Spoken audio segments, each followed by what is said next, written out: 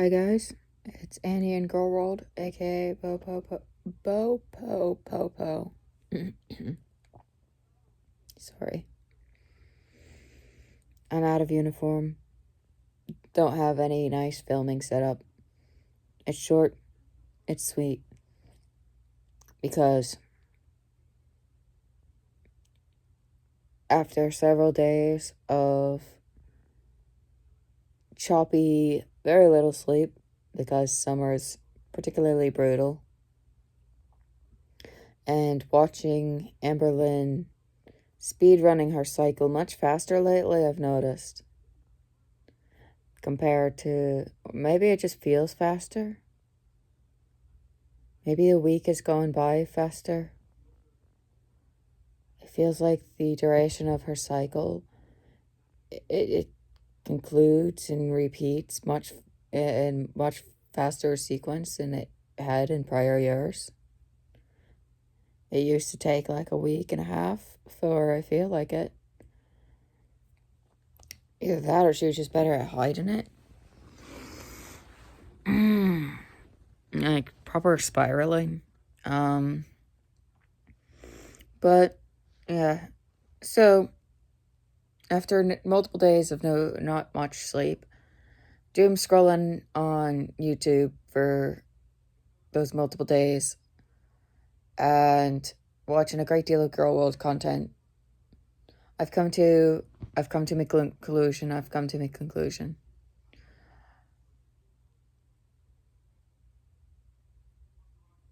She's hopeless. As a matter of fact, the whole lot of them are. Every last one of them. And let me explain why. They talk of wanting change,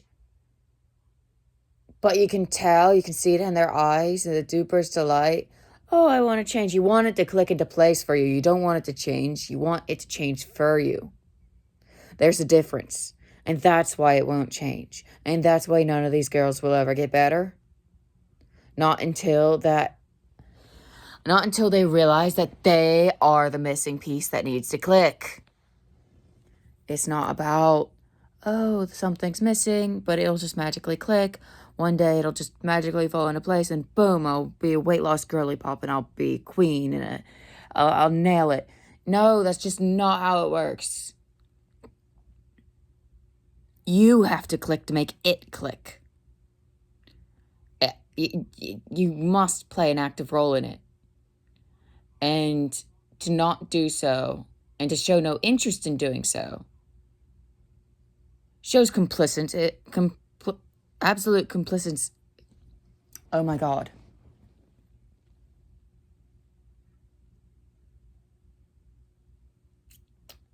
It shows complacency.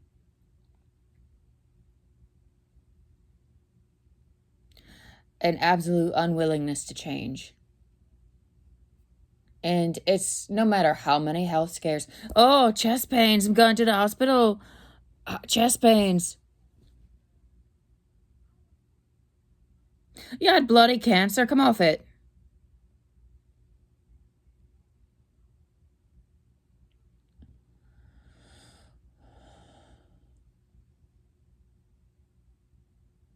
And the thing is, at the end, cancer will come for us all. But that's neither here nor there. And when you're playing the games that you're playing, you're saying, hey, see this giant neon sign pointing to me? Hey, cancer, come for me. You know, the longer that you stay at these weights, the more you're risking your chances of these kinds of cancers. You know, of the reproductive organs, particularly of the uterine and such. The cancer that Amberlynn got, the cancer that Jen got, both of them are very common with weight-related issues due to the way that excess fat affects hormone productions in the body. And by disrupting those, it can have very disastrous effects on a lot of the systems that rely on things being just exactly so. Our bodies basically thrive on trying to keep a perfect functional balance. And the more that we do to not take care of our bodies to maintain that, especially knowingly, the more we throw a wrench into the works, which is exactly what every last one of these girls is doing. And even the ones that I love the bits, I do, like Candy, she's an absolute sweetheart, but I still worry to death about her because it's like, girl, you've got to want to change, and it's like, please, I know that you're making a living off of this disorder, but please,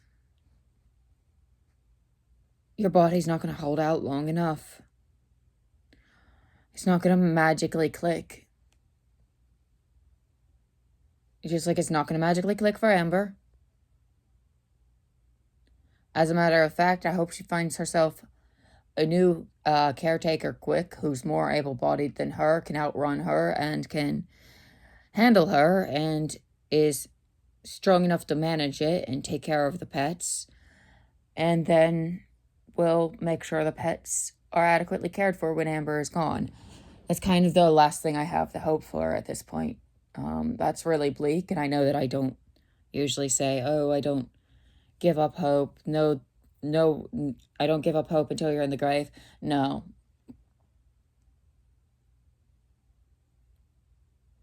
It's happened. It's happened. I've been following Amber's journey for almost a decade now, and no, this girl's never gonna change. She doesn't want it. She wants it to happen for her. She wants someone else to do the work for her. And it's just like, I'm sorry, love. That's just not how this works. I'm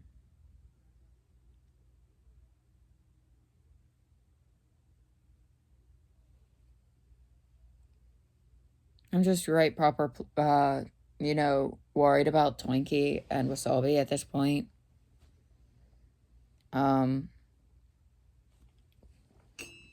Truthfully, I feel like everyone around her has accepted and moved on and given up on trying to convince her. It's like she has a good day and reminds her mom, oh, I'm on a diet. And her mom's like, oh, okay, we're playing this game today. Well, thank you for reminding me. I am too. I suppose I should be watching what I be eating too.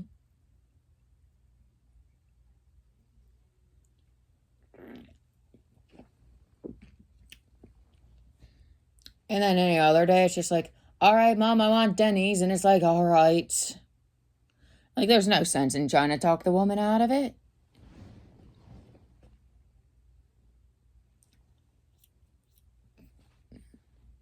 Good Lord. I don't know.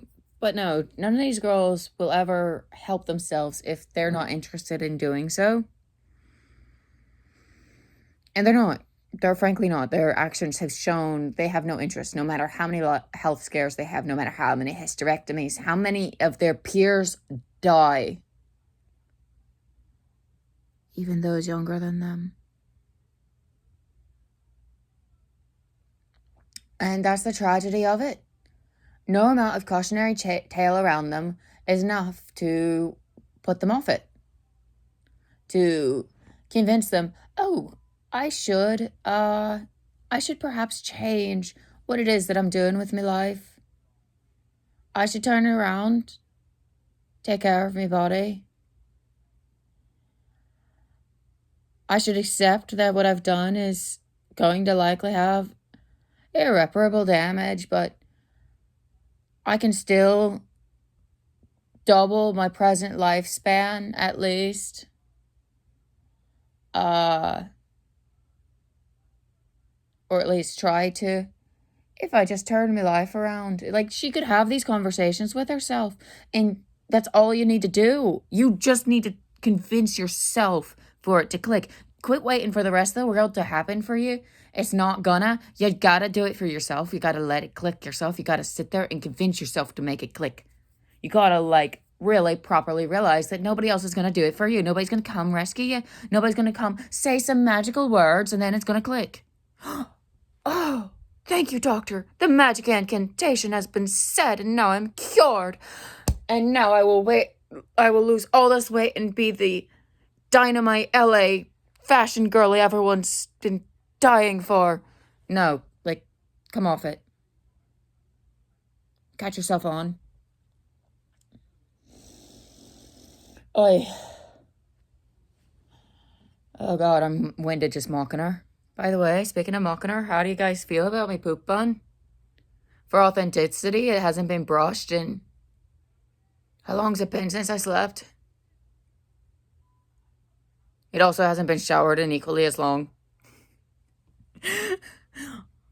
We're committed to the role. The only difference is, unlike her, I'm not 500 and something plus pounds. Now am I? And I have genuine disabilities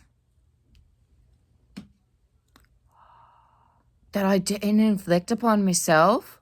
What? No, but in all seriousness... No, but seriously though, none of these girls are going to help themselves as long as they expect someone else to come in and save them and make it click for them. And so, like I said, all we can do is hope that somebody who has more control of the situation than Amberlynn comes in to, I guess, placate her until the end and make sure the animals are cared for. That's really all I hope for. I'm just worried about the animals, really, at this point. Hell, I'd volunteer for the job. What a bitch has gotta do is what a bitch has gotta do. I just can't stand to look at Twinkie. Oh, Twinkie just looks so sad. And it's like, I've been fighting like hell to adopt a dog, and I've been denied and denied and denied because, well, frankly, I'm living in a dorm. So I don't blame them, but it's sad. It breaks my heart because it's like, that might be the difference between me getting out of bed. Because my mental health's been trashed with the physical health and such going. But yeah, and I want to go out to Oklahoma and just be like, Twinkie, you're safe now. And then just, I mean, golly.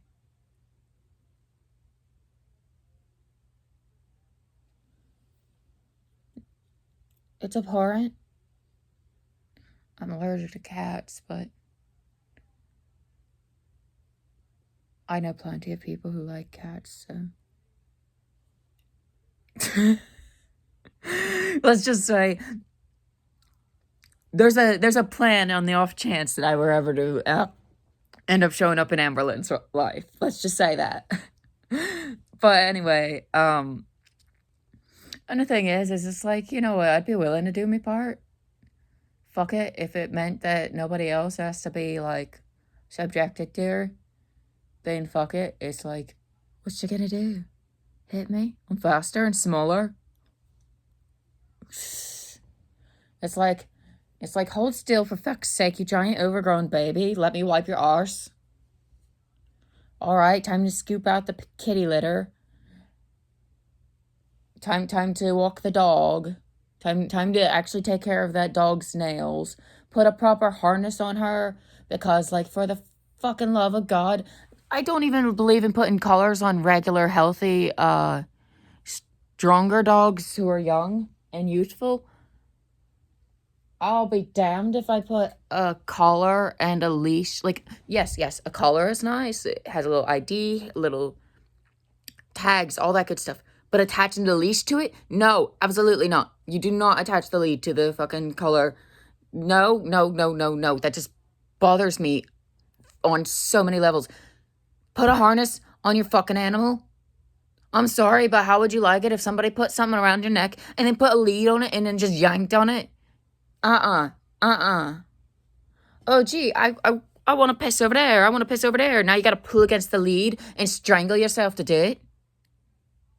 I'd much rather be pulling against something that's just pulling on my shoulders, where the weight is distributed across my body and not doing me any physical harm, and it's just mildly inconvenient. Like, for fuck's sake, I don't think that I don't think that putting the lead on the color is good for any animal, quite frankly.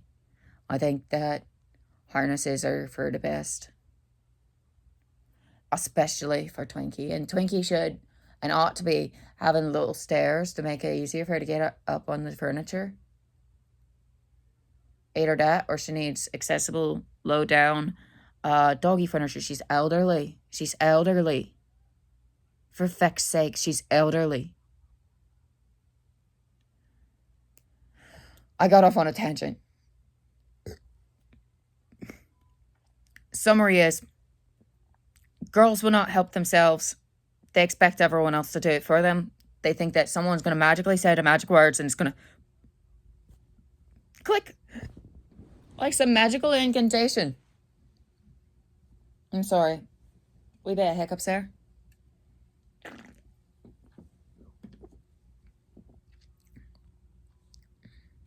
Okay.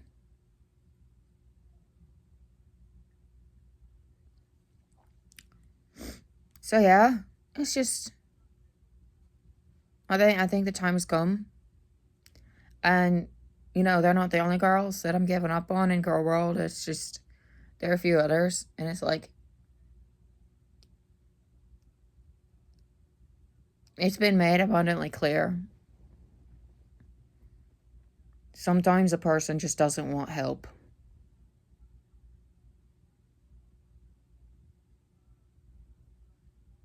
And I suppose there's nothing I can do about that. So it is time, I suppose, to accept that it is what it is. And we are likely in the final home stretch of Gorlworld, really. A lot of our mainstays aren't likely going to be lasting much longer the way they've been, well, speed running life, trying to race to the end. It's just a matter of which one of them is going to drop first.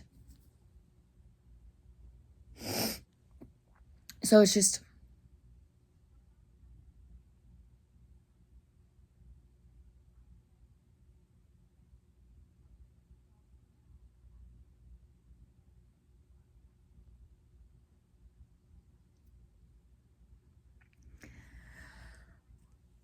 and the thing is it feels like no matter how much research I do, it's not going to be enough.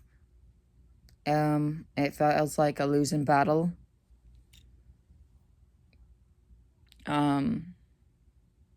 It feels like no matter what I do, just like the people in my own family that I can't save.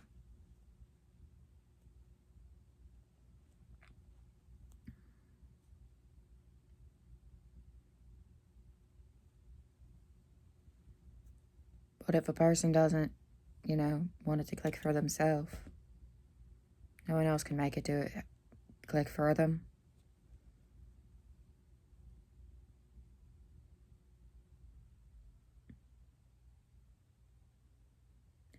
Amberlynn, with her scarcity mindset, is a load of rubbish.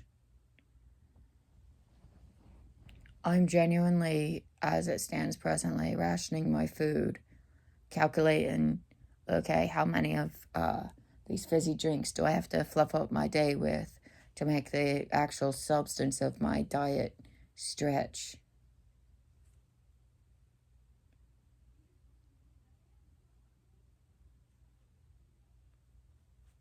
That's a thing.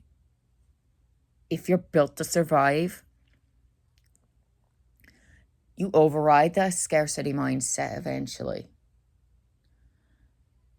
That's that childhood scarcity mindset where it's consume, consume, consume. I might never have it again.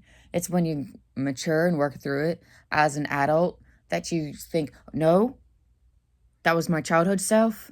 I can't do that. I have to ration it. I have to be level-headed, or else this could cost me tomorrow's meal, which could cost me next week. You know, the scarcity mindset is not a valid excuse anymore, especially after a decade of relative financial stability that I can only envy. I'm not gonna lie. And it's really fucked up when you find yourself in a position of envying one of the girls of Gorlworld.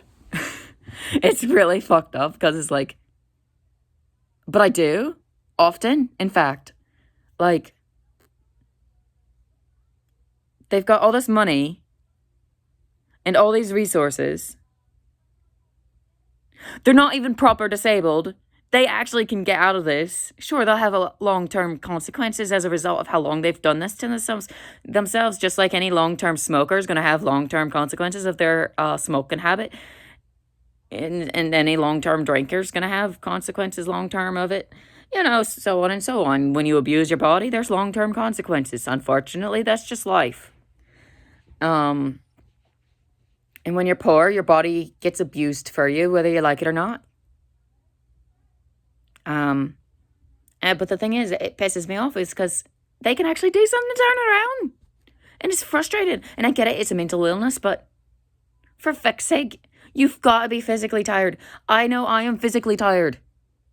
I'm physically tired of dealing with lupus. And the thing is if I could do anything at all to change it and to not have it, I would. No matter how hard. Trust and believe me, I fight through to make it manageable on a regular basis. So it's like, if you want to change, you can. It's they don't want to.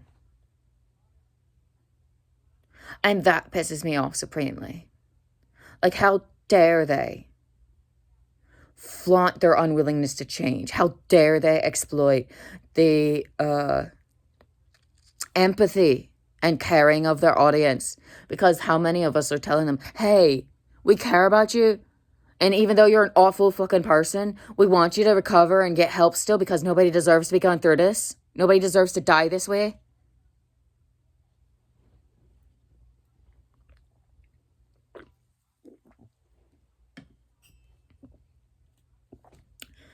So that's that. Will I still make content? Absolutely. Will it be cheap reactionary shit? Actually, no. I'm thinking that I might actually go a different direction with it. What I'm going to probably do is try to have segments where I'm not going to do retro reacts because other channels do that to such an extent that I feel that those are all covered now. And I feel for me to do so would just muddy the waters with additional shit that isn't necessary. Now, I am going to watch through all of her past content that I can access or dig up that has been archived. And I will use them for references in the future as a body of evidence. Don't get me wrong, when I do my long form, more researched essay formatted videos. It's just, since I haven't been sleeping, those are going to take me a wee bit longer than anticipated, unfortunately. And I've already found myself quite tired and annoyed by Rosie.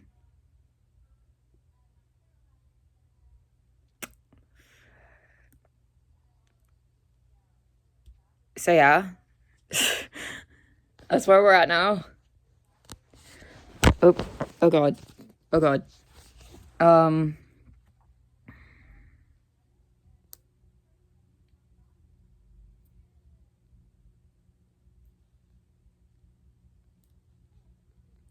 Surprisingly, Foodie Beauty's actually been more interested than any of the other girls of Gorlworld as of late, which totally shocked me. It's like, gee, this is important what she's done. She's being a proper bitch about it, but it is wild and unpredictable in a way that's kind of like, oh, this is kind of amusing. So, I think what I'm going to do is have a news segment where, I basically report on the girls, what they upload, completely unbiased, without any input. Basically carrying this channel out like a Gorlworld news station. Covering bits of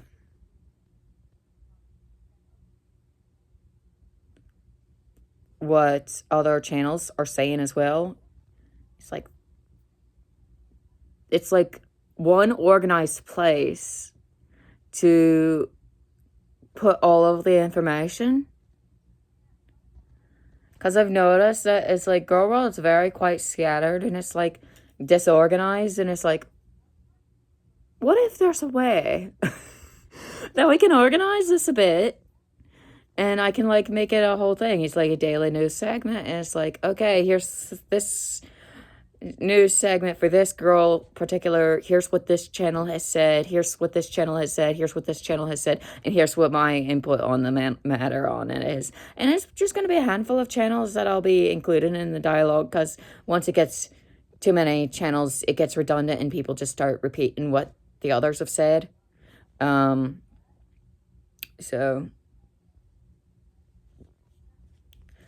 I would credit whoever I heard saying it first.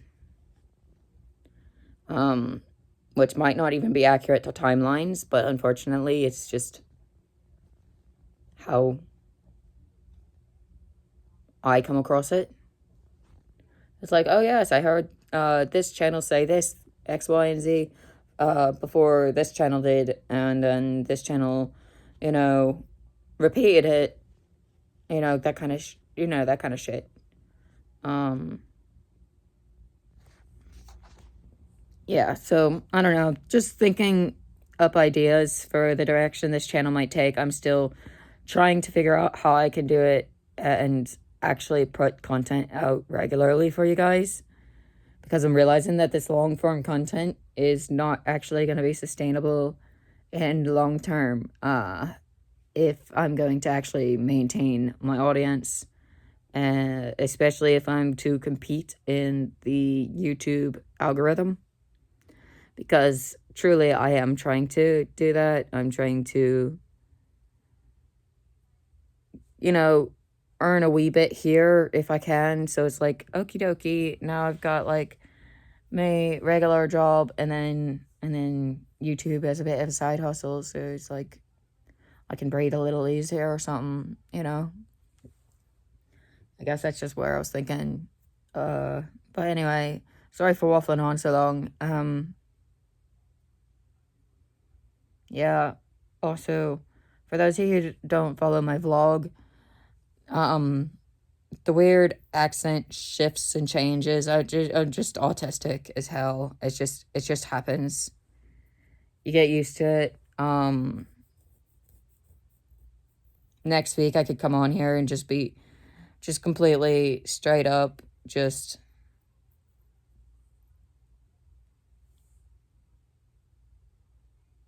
I don't know, Canadian or something. I don't know. Sometimes I'll like randomly have a New York accent, like a Brooklyn accent, like a proper Brooklyn accent. And it's like,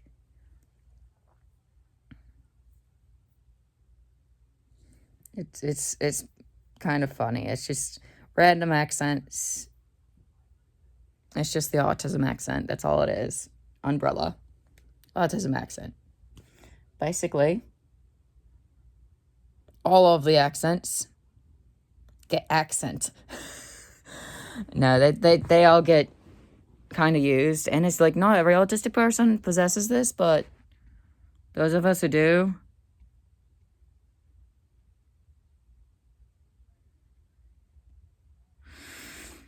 and it's not something that we very well can control, and it's very quite annoying, not only to ourselves, but those around us. And it's like, I promise you, oh my,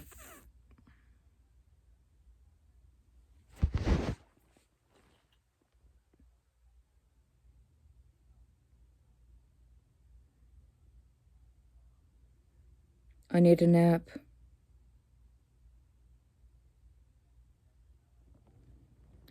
The internal monologue has also got an accent, but I'll catch you guys in the next one. Thanks for watching. Like, comment, subscribe. Let me know what your thoughts are on my plans.